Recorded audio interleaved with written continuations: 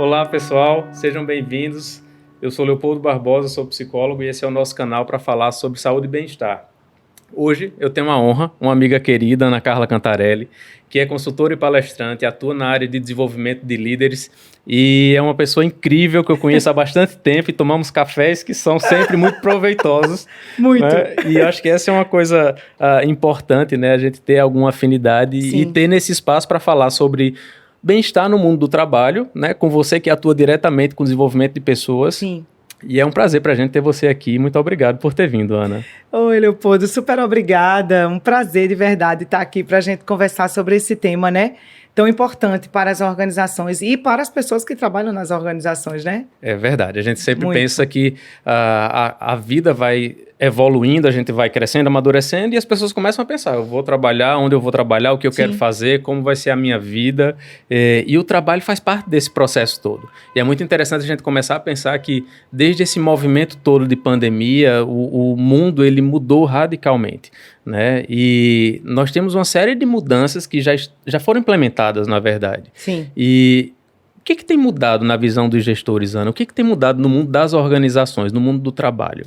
Acho que a gente tem dois pontos aí para pensar, Léo. É que em algum momento as coisas não estão exatamente tão síncronas assim, sabe? Uhum. Em algum momento a gente vê muitas mudanças no mundo do trabalho, muitas coisas acontecendo e às vezes a gente tem uma percepção, e eu digo isso como você disse, eu só trabalho fazendo isso, né? Desenvolvimento de líderes o tempo inteiro. E parece que a liderança ainda não entendeu alguns movimentos que estão acontecendo no mundo do trabalho. E ainda há um descompasso muito grande entre o que está acontecendo no mundo, como mudança de, por exemplo, modelo de trabalho. O modelo de trabalho para essa questão do que é híbrido não é apenas um modismo. Isso tem a ver, inclusive, com a questão do bem-estar e da qualidade de vida, da qualidade de produção, de quanto as pessoas se sentem bem estando em casa e outras não.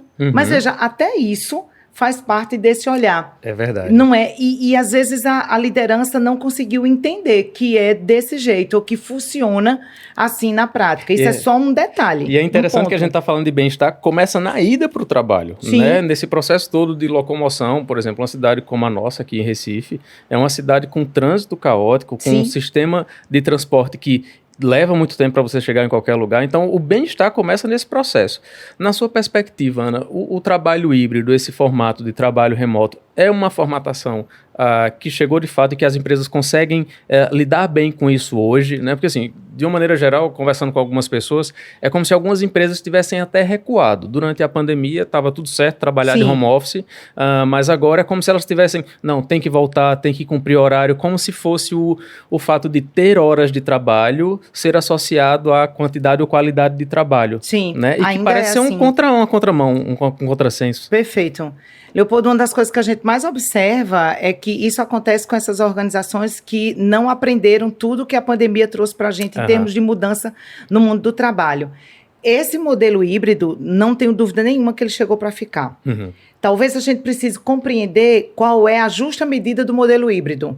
Então, clientes, por exemplo, que eu atendo em São Paulo, que tinham edifícios inteiros onde eles funcionavam, os seus escritórios, o funcionamento, digamos, tradicional da organização, eles não existem mais. Sim, é verdade. Eles fizeram, às vezes, devolveram andares daquele edifício e outros pegaram uma parte desses andares e transformaram em cowork deles, da própria organização, onde você tem um espaço onde você põe, senta lá e coloca seu celular, seu notebook e você tem toda a infraestrutura ali que você pode trabalhar. Isso pode ser qualquer pessoa em qualquer dia da semana. Alguns são dias da semana que trocam, outros não, outros vai no dia pau, outro não vai, enfim, outra semana inteira e semana intercalada. Mas talvez o que a gente precise começar a pensar como profissionais é o quanto que isso tem de desdobramento para a minha vida em termos de qualidade, mas também em termos de rentabilidade. Uma situação real para muitas pessoas é o ambiente domiciliar talvez não seja tão rentável para eles como por questão de foco, de atenção, como, por exemplo, o bem-estar que ele tem estando junto num escritório. Com os colegas, numa prática colaborativa. Perfeito. Foco direcionado para o que tem de fazer, prática colaborativa, isso funciona.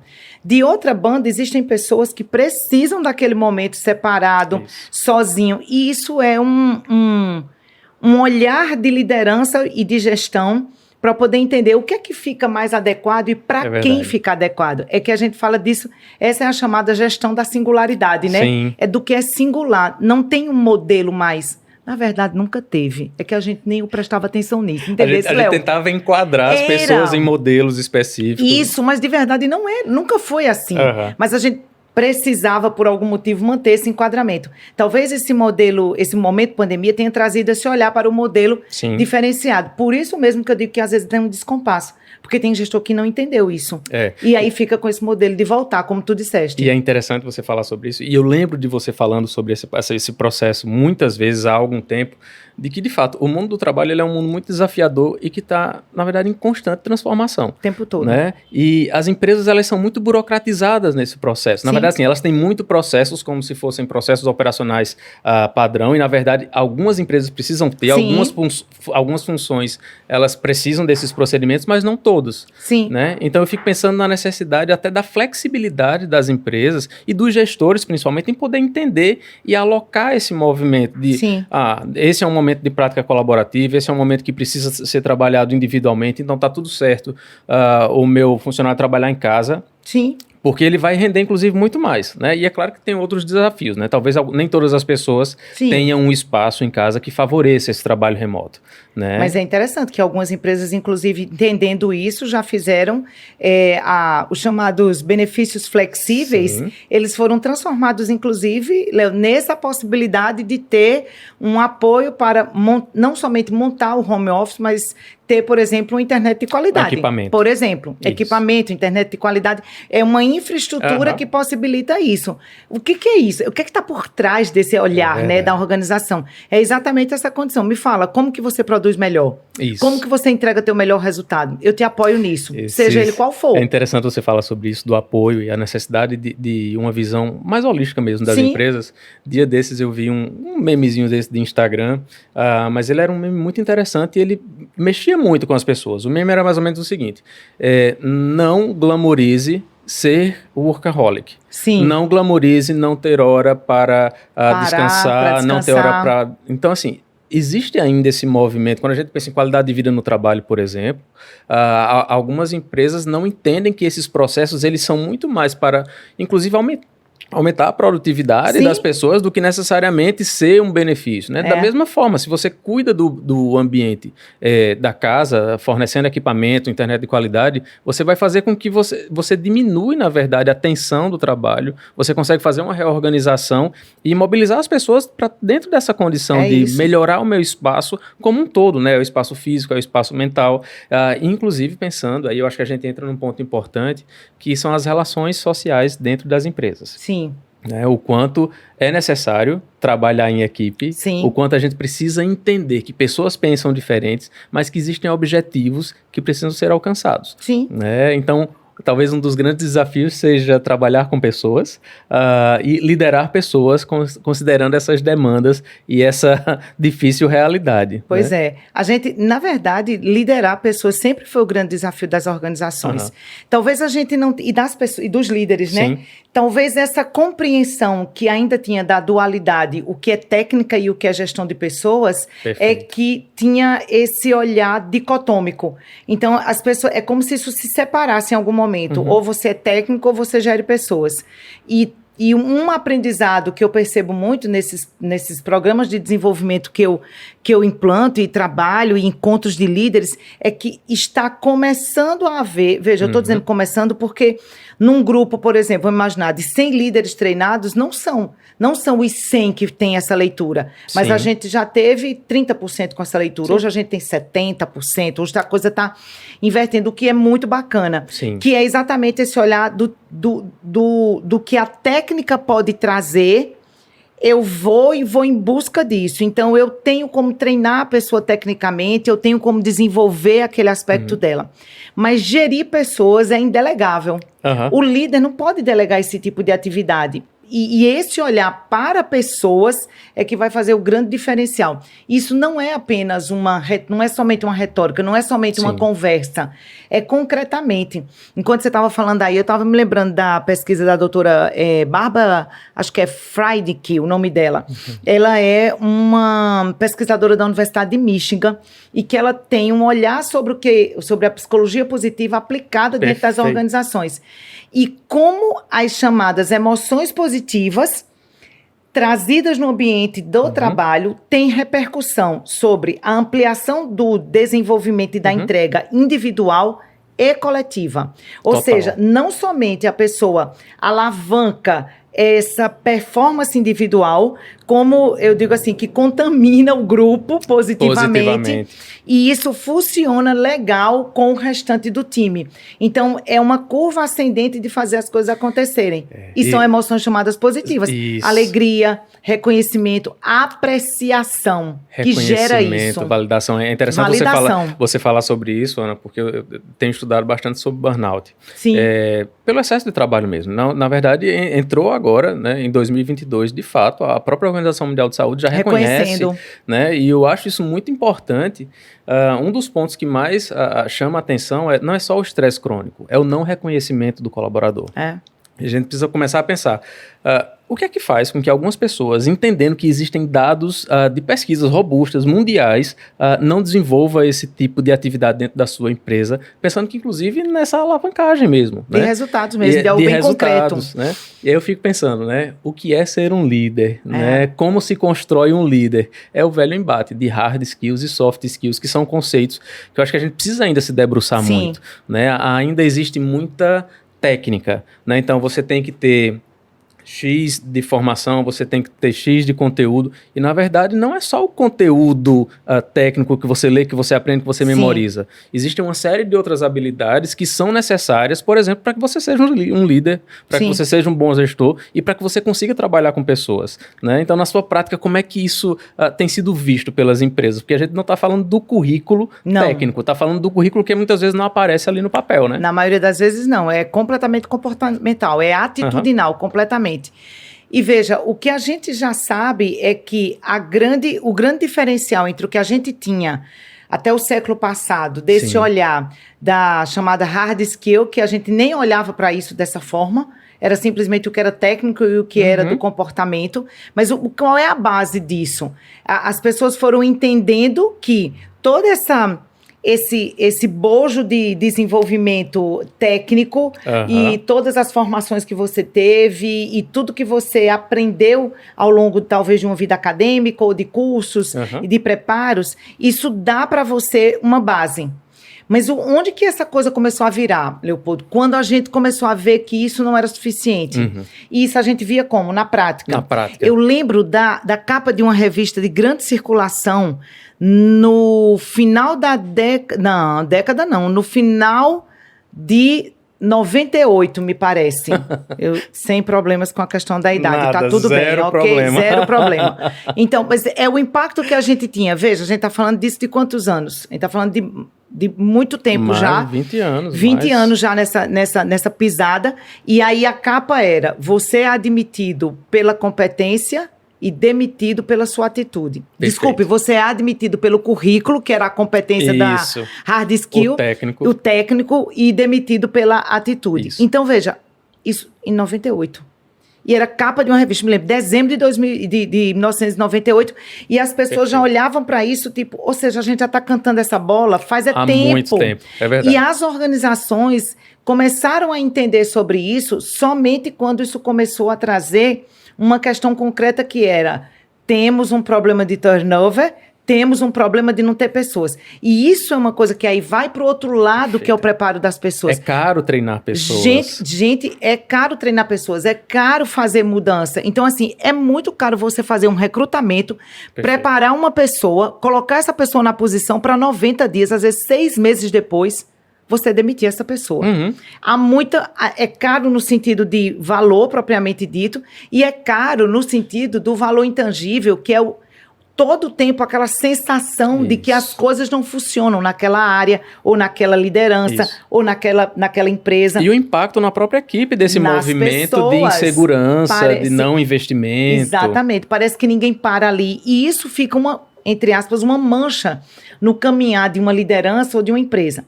De outra banda, eu penso que a gente precisa ter um olhar como profissional para a gente começar, Léo, a olhar para isso de forma efetiva. Então, assim, gente, nós temos vagas abertas na área, por exemplo, de tecnologia, que teoricamente é uma área de hard skills, mais predominante, vou dizer teoricamente, e vou dizer por quê. Porque não é somente o saber aquele tipo de linguagem, ou aquele tipo de programação, ou aquele tipo de habilidade que vai levar você para isso. Qual é o próximo passo disso? Para as soft skills. Inclusive, as estabelecidas pelo Fórum Mundial de Davos. Perfeito. Trabalhar em equipe, saber ouvir o outro. Isso. Resolução de problemas complexos, negociação. E aí tem um mito que a gente alimentou durante muito tempo, na década de 80 e 90, de que quem ia para exatas era porque não gostava de trabalhar com gente. Me diga quem é que não trabalha com gente hoje no mundo. Não existe. Não existe, gente, isso. E a gente tem que desfazer isso. Você vai continuar trabalhando com pessoas e você precisa ter esse olhar para pessoas. Porque é com gente que a gente faz as coisas. E mais ainda, se você trabalha sozinho, você vai atender alguém. Em algum lugar, em algum momento. Então, você tem que entender de gente até para isso. Né? Você tem que atender a necessidade de alguém que busca o seu serviço. Isso. Então, é uma construção, de fato, que é muito mais ampla. Muito. E é como se isso não fosse debatido, né? Não estivesse nos currículos. Não está, né? Não está nos currículos. A gente não fala sobre isso. Parece que as pessoas precisam fazer esse olhar dicotômico todo o tempo. Isso. E a gente ainda tem pessoas pensando assim, e áreas de escolha com esse modelo. O que talvez a gente esteja começando a fazer uma mudança é porque o que está acontecendo? A garotada que está aí saindo do ensino médio, que está começando a fazer outras escolhas, está vivendo um encurralar. Porque aí não tem algumas habilidades necessárias, porque talvez os pais ou a escola não desenvolveram as chamadas habilidades sociais para isso, que dá base para a soft skill que ele vai precisar na organização, no mundo do trabalho. E aí é por isso que nós estamos vendo esse gap, porque esta faixa etária, não vivenciou isso. É verdade. Você teve uma disciplina sobre habilidade social? Não. Onde você aprendeu sobre isso? Nem sobre habilidades sociais. E olha que eu fiz psicologia. Né? Habilidades sociais. Eu fiz serviço social na minha base, Léo. Pois é. Depois a administração, e eu não tive isso. É interessante que o treino de habilidades sociais, ele vem sendo estudado pelas terapias cognitivas comportamentais não há tanto tempo, não. Né? Tem pouco tempo, começou a se pensar isso por condições de adoecimento. Exatamente. E, na verdade, não como uma habilidade que deve ser desenvolvida e algo que é positivo e é produtivo para as pessoas. Parece então, que era uma resposta à doença, como se quase a gente tivesse que tomar esse remédio. Mas não porque isso é bacana e produtivo. Isso a gente fazendo um movimento eu acho isso incrível, oposto. Ana. A gente aprendeu a trabalhar em cima do dano. Então, tem um problema, tem uma doença, a gente vai curar, vai resolver de alguma forma. Tá, tudo bem, tem que resolver. Né? Se vira nos 30 de alguma forma. Jeito. Mas a gente tem que começar a trabalhar desse outro lado, que é da prevenção. Sim. É de uma reorganização, de fato, de toda uma empresa, de toda uma logística de relação com pessoas, de todo esse movimento, de fato, para tentar melhorar o bem-estar dentro desse processo. E aí você está falando...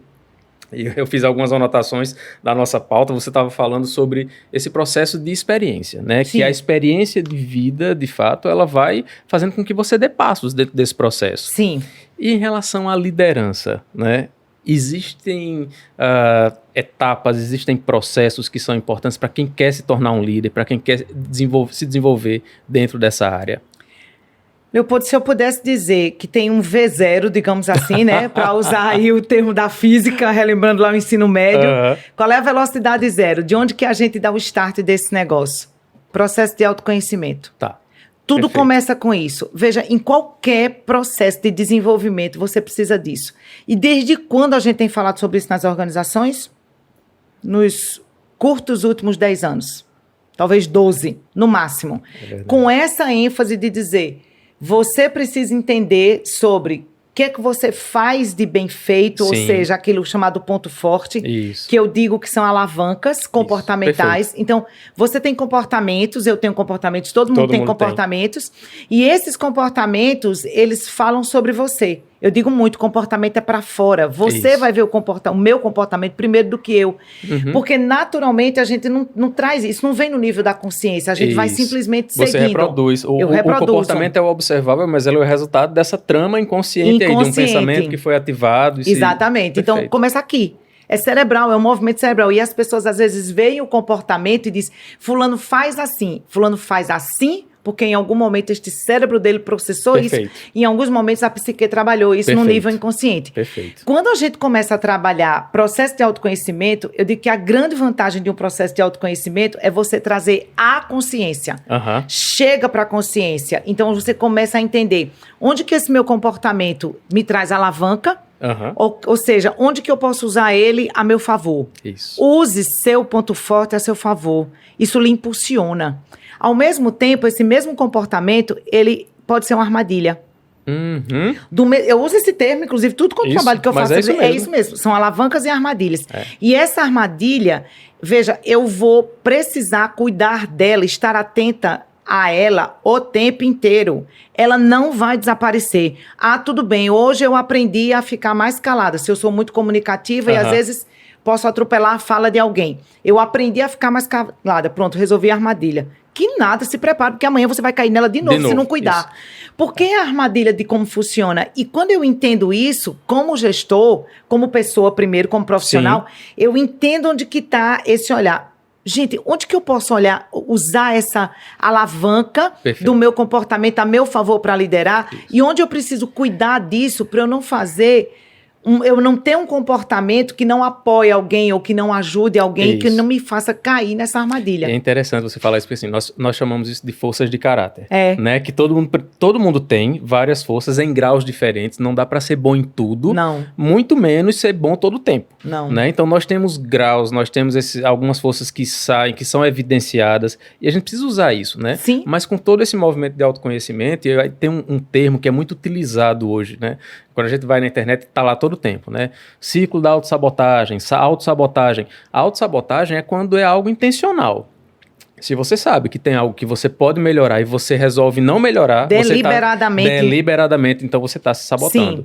Né? Então, se você sabe que tem um componente seu que é forte e você resolve não usar por algum motivo, você está se sabotando. Então, essa construção de um ciclo sabotador, ela é muito danosa, né? E muitas vezes são espaços em que a gente não consegue identificar de maneira muito clara, né? Então, o comportamento é observado e se você não tem um líder que faz essa leitura e traz um feedback, que consegue orientar você, reorientar você, né? Então, talvez uma das grandes dificuldades da liderança seja justamente essa, né? Conseguir dar um feedback de qualidade, né? Que aí é o outro processo, né? Como, de fato, não é só desenvolver críticas, ou dizer você não é bom nisso, ou você não está fazendo o seu trabalho direito.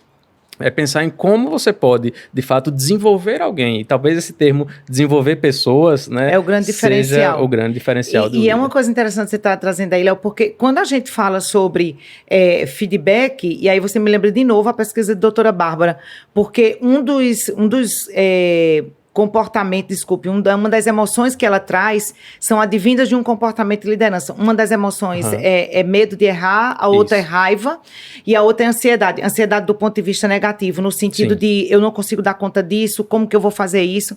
Não é a ansiedade da produtividade, é a ansiedade que puxa para baixo. E aí, uma das questões que ela traz na pesquisa dela refere-se exatamente que essa emoção negativa que as pessoas referem na pesquisa dela terem sentido, adivinha de onde vem? Maus feedbacks. Porque, veja aí, um mau feedback que traz 3 emoções completamente negativas, que é exatamente o medo de errar de novo, a raiva e essa ideia da ansiedade negativa. A frustração né? mesmo a sensação de lidar com aquilo. Na verdade, o próprio modelo punitivo da avaliação. A gente ainda vive esse modelo de que a avaliação é punitiva, a avaliação é para identificar o erro. Não, a avaliação é para fazer com que você melhore, a avaliação é para fazer com que você se desenvolva. Então, se você não tem um sistema, ou se você não tem sistematizado feedback de rotinas dentro da organização, você não valida a pessoa, o seu liderado, você não desenvolve, você não orienta e você traz uma série de de equívocos dentro desse processo. É isso mesmo. E feedback tem essa característica específica em relação a essa questão, é que assim, eu digo muito, todo feedback é para desenvolver. Se você dá um feedback e esse feedback não conseguiu desenvolver a pessoa, isso não foi um feedback. Não foi um feedback. Você deu o nome que você quiser, diga que foi um elogio. Se você até, às vezes, o feedback do reconhecimento também é para desenvolver. Porque a gente nem usa mais feedback positivo e negativo. A gente fala hoje de feedback para reconhecimento, ou seja, eu digo, você está bem, vamos nesse caminho, ou feedback para aprimoramento. E quando você pensa na palavra, na origem da palavra aprimorar, eu só aprimoro aquilo que já está funcionando. Perfeito. Então, veja, a gente não diz assim, o negativo tem essa característica do punitivo, da correção.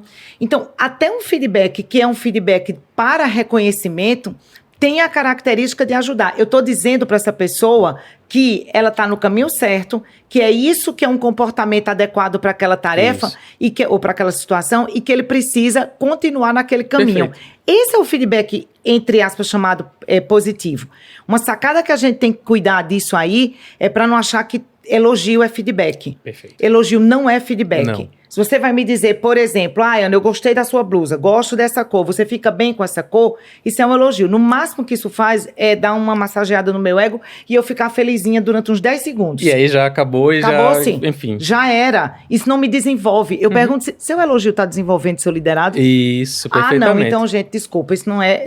O feedback para reconhecimento é o feedback que diz, você precisa ir para um próximo passo, continuar nessa condição e tá tudo bem, tá funcionando. Perfeito. Isso é o feedback para reconhecimento.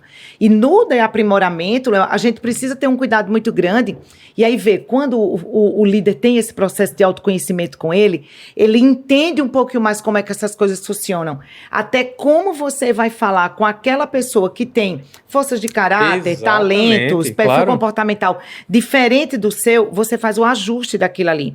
Todo feedback é para desenvolver. Se você tá com raiva e solta os cachorros ali em cima daquela pessoa naquela hora, isto não é feedback, isto é catarse, é qualquer coisa. Isso é explosão. É esculhambação, falando bem nordestinês, é qualquer coisa. Exatamente. Menos feedback para a pessoa melhorar. Todo feedback precisa ser para desenvolver. E só para reforçar, isso que você está dizendo, Ana, assim, a gente vive esse outro processo hoje, que antes apenas a autogestão dava feedback. Né? Hoje o liderado dá feedback do líder. Hoje os estudantes dão feedback do professor. Os professores. Os preceptores são reavaliados pelos residentes. Então a gente vive esse movimento de fato de uma perspectiva muito mais de desenvolvimento. Então acho que nós temos a informação, né? Mais ou menos aquela história. Eu não sei fazer isso. Tá, você já procurou informação na internet? Tem tanta coisa. Eu não sei fazer isso no Excel.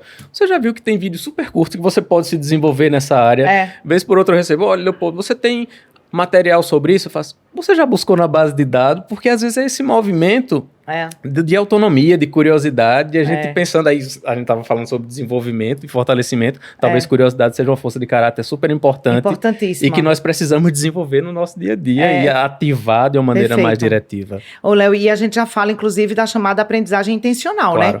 O que é a ideia da aprendizagem intencional? Eu brinco muito dizendo assim, gente, pensa assim, é você de caso pensado resolver deliberadamente aprender alguma coisa em alguma situação que você tiver. Qualquer uma. Então, assim, gente, o que é que eu vivi hoje, no dia de hoje? O que é que eu aprendi no dia que eu tive hoje? O que é que eu aprendi com as conversas que eu tive? Então, esse movimento... Veja como tem a ver com autoconhecimento. É isso. Nossa, nós não combinamos essa fala, tá? Foi assim, automático, porque a gente é assim mesmo. Tudo plugado em 220. Tudo plugado em 220. Mas é nesse modelo mesmo que a gente está falando. Então, esse processo de autoconhecimento, eu fiz, inclusive, recentemente, exatamente um encontro, um workshop, um encontro basicamente de 2 horas, mas que a gente conversou com líderes a respeito disso. Então, a gente tinha um modelo online. Aí você vê como é as pessoas que estão nessa busca. Um dia de semana, online, 250 pessoas, durante 2 horas, tentando entender assim, como é que você acelera sua liderança? Sim. Sua carreira de liderança. Nós não olhamos para a carreira de liderança, Leopoldo, nós não olhamos. Nós olhamos para a carreira técnica e lá, como se fosse quase num movimento natural, a pessoa se torna líder. E não funciona assim. É preciso que a gente invista nesse processo de autoconhecimento que a gente estava falando. E eu acho que tem 2 pontos que a gente precisa ter muito cuidado nisso. Veja, qual é o nosso modelo de liderança? Digo, pessoal. Sim, claro. Na maioria das vezes vem da figura de autoridade paterna e materna que a gente tem em casa. São as primeiras figuras de identificação. De liderança, são pessoas que estão à frente de nós ou nos conduzindo. Mais ou menos o que um líder faz na prática, dentro de uma organização. É um modelo, né? É um modelo. E aí, o que acontece com isso? Eu perguntei isso, inclusive, no evento, e sempre que eu tenho essa oportunidade, eu pergunto. Para você que está aí ouvindo a gente agora e vendo a gente, assim, quantas vezes seu pai ou sua mãe lhe pediu perdão? Ou desculpa por alguma coisa? Dificilmente. Leopoldo, na maioria das vezes, é um ou outro que levanta a mão ali. Sim. Um dia desse eu fiz essa pergunta, acho que tinha, 100 líderes no encontro, uma pessoa levantou a mão. 150, melhor dizendo, uma pessoa levantou a mão. Em 150 pessoas, uma pessoa disse, meu pai ou minha mãe já me pediram desculpa. Ou seja, nós formamos um modelo de liderança que não pede desculpas. Se você fizer essa pergunta em relação aos líderes que já pediram desculpas, aí vai eu ser acho a mesma que coisa, talvez um pouco pior. Porque é a síndrome do Superman. Já viu o Superman errar? Já viu Mulher Maravilha errar? Perfeito. É a síndrome do super-herói, que a gente aprende e acha que é desse jeito. Veja, as organizações têm uma meia-culpa nessa história. Claro. Porque, historicamente, é o melhor dos mundos, não é não? Você tem uma liderança que não é questionada, Sim. que não é colocada. Okay. Eu mando, você obedece. E simples assim. Do outro lado, a gente tem muito do complexo de vira-lata também. Do tipo, eu não consigo, eu não vou. Eu não sou bom o suficiente. Não vou dar conta. Então, esses dois extremos não ajudam no processo da carreira de liderança. Então, nenhum nem outro, como a gente diz. Então, assim, mas com equilíbrio, somos pessoas, eu digo, normais, como eu e como você. Isso. Que erra, que acerta, que faz besteira, mas que busca dar certo. Tá todo mundo querendo dar o melhor. Isso. A gente consegue toda vez? Não. Isso. A gente tá na luta? Tá. Errar não significa fracassar. Isso, que é a questão da vulnerabilidade. Isso, perfeito. E que a gente tem descoberto isso há pouco tempo, mas desde sempre se errou, desde que o mundo é mundo, gente. Então, essa carreira de liderança precisa estar pautada, no meu olhar, em dois olhares. No processo de autoconhecimento básico para eu poder saber por onde eu vou andar e depois numa construção de uma liderança concreta, do dia a dia. Gente cuidando de gente. Que vai acertar, que vai errar, que vai dar certo, que não vai, mas que faz o processo acontecer. Porque é com gente que a gente faz mudança. A gente não faz mudança com gente cuida de gente, né? Gente cuida de gente. Se nós não nos cuidarmos... Quem vai cuidar de nós, né? Perfeito. É isso aí. Então, a gente precisa ter esse olhar. Então, quem tem essa possibilidade ou deseja esse caminhar como liderança, precisa ter essa atenção. 2 pontos fundamentais. Perfeito. Cuida do teu autoconhecimento e depois vai entender que liderança é feita por gente, como eu e você, que erra e que acerta. E tá tudo certo, vamos seguindo. Vou me preparar, vou buscar ajuda, vou ver o que posso. E tem um detalhe, quando tiver 30 anos de liderança, ainda vai continuar aprendendo. Como diz o meu dentista, quando é que isso vai ser resolvido? Na sua missa de 7º dia. Eu falei, como assim, doutor fulano? Ele falou, então, não vai ser nunca. Isso nunca vai ser resolvido. Isso é uma questão orgânica, é sua e você vai cuidar. Às vezes é assim na liderança. Vão ter coisas que você vai morrer aprendendo. E tudo bem, e viva o aprendizado. Ainda bem que a gente pode aprender até morrer. Exatamente, aprender a aprender. É um exercício diário. Que é exatamente... Se flexibilizar. E essa é uma das habilidades, né? Perfeito. Do Fórum Econômico de Davos, está trazendo. A grande sacada é exatamente profissionais aprenderem a aprender. É um novo modelo. E tudo bem ser um novo modelo e a gente está aqui para fazer isso acontecer e apoiar a gente para isso. Ana, que bom aprender com você hoje. Eu quero agradecer demais a sua participação. Eu acho que esse é um tema para ser explorado, para a gente discutir outras vezes. Sim. Eu acho que sim, temos espaço para isso. Sim. Né? E, bom, muito obrigado por você ter vindo. Você quer alegria. deixar alguma palavra de motivação para as pessoas? Já está tudo certo que a gente pode errar. Está tudo certo tá que tudo errar certo. não significa fracassar e que a gente tem que aprender a aprender. E vamos estimular nossas forças de caráter dentro desse processo todo, né? Sim. Eu quero agradecer muitíssimo, Léo. É um prazer estar aqui. Obrigada pelo convite, obrigada pela oportunidade. Acho que a gente tem um grande desafio como pessoas, antes de sermos líderes, antes de sermos profissionais, que é essa condição desse aprendizado contínuo. Nós temos muitas dificuldades ainda com isso, em vários âmbitos da vida. E esse reconhecer...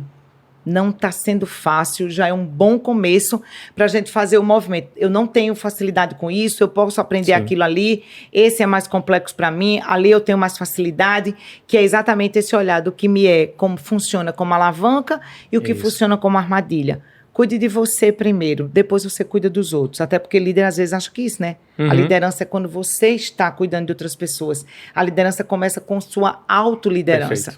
E esse é o começo de qualquer coisa que você queira fazer na sua vida. Pode ser simplesmente para atravessar a rua e tomar a decisão de atravessar a rua, e pode ser para empreender e sentar, por exemplo, numa posição de CEO de uma organização. A ideia é a mesma. Muito obrigada pela oportunidade. Um prazer falar com vocês sobre isso. Eu que agradeço, Ana. Vocês, obrigado por terem assistido o nosso vídeo.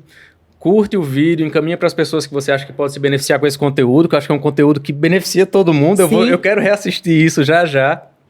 Sigam a Ana Carla no Instagram, vai aparecer aí para vocês o Instagram dela. E nos vemos numa próxima oportunidade. Até a próxima, pessoal. Tchau, pessoal.